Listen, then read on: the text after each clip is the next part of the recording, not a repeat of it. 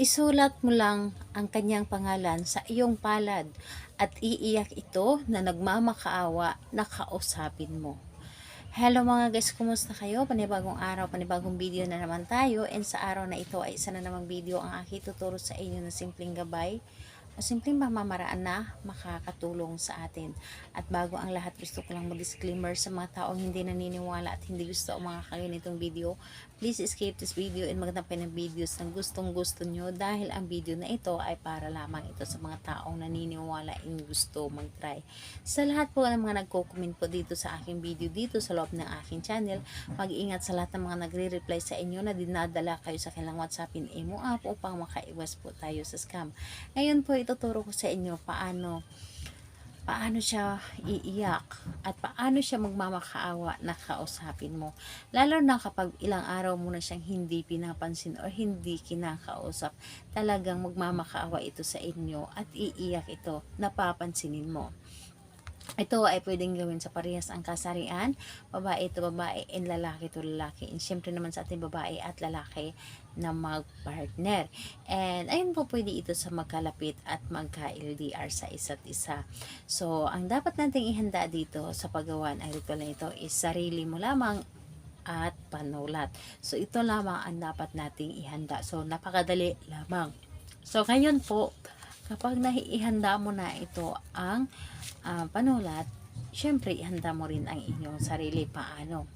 I-claim mo lamang sa iyong sarili na gustong gusto mo itong gawin. I-claim mo na ito ay makakatulong sa inyo and dapat buo ang inyong loob, tiwala at paniniwala sa paggawa nito para mapagana mo ang isang ritual.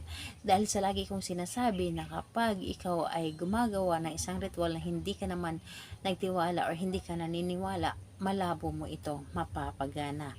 So, ayun po. Kapag ready ka na, pwede mo na itong umpisahan. So, ang gagawin mo lamang dito, napakadali lamang.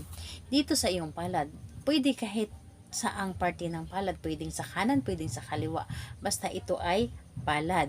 So, isusulat mo lamang sa iyong palad ng isang bisis yung kanyang pangalan. So, ngayon po, kapag naisulat mo na ito ng isang bisis, ang gagawin po ninyo, kumuha ka ng iyong pawis.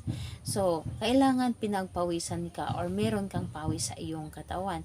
Kung wala ka namang pawis, pwede yung laway mo. Pero mas maganda na pawis. Pero okay din naman yung laway. So, ang gagawin po ninyo, kapag ito ay pinagpawisan ka na or sumulat ka ng pangalan niya dito, kumuha ka ng inyong pawis at ipahi dito sa iyong palad na sinulatan mo ng kanyang pangalan.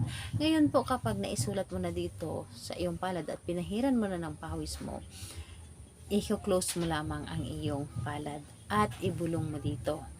So, ano nga ba ang ibulong natin dito? Sabihin mo dito, pangalan, apelyido ng 3 beses at isunod mo na magmamakaawa ka at iiyak ka na kausapin kita.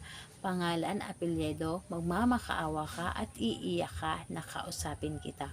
3 ulit mo po yan nasambitin. Sabihin mo or ibulong mo dito sa iyong palad. And ayun, pagkatapos nun, i-open mo na ang iyong palad and hayaan mo na gumana ito. And dapat positive kang tao at wag mong hayaan na magiging negative ka. Dapat positive ang nasa puso mo. So, ayun po, kailan ito pwedeng gawin? Napakaganda po dahil sa kahit anong araw po at oras, pwede mo itong gawin. Basta, importante na ikaw lamang mag-isa na gumawa nito at walang makakadistract sa'yo at hindi mo rin ito ipapaalam sa kahit kanino ang inyong ginawa. Dahil sa isang ritual sikretong malupit lamang ito at ikaw lamang dapat ang nakakaalam nito. So, ayun po, salamat po sa inyo. Bye-bye everyone. God bless us all.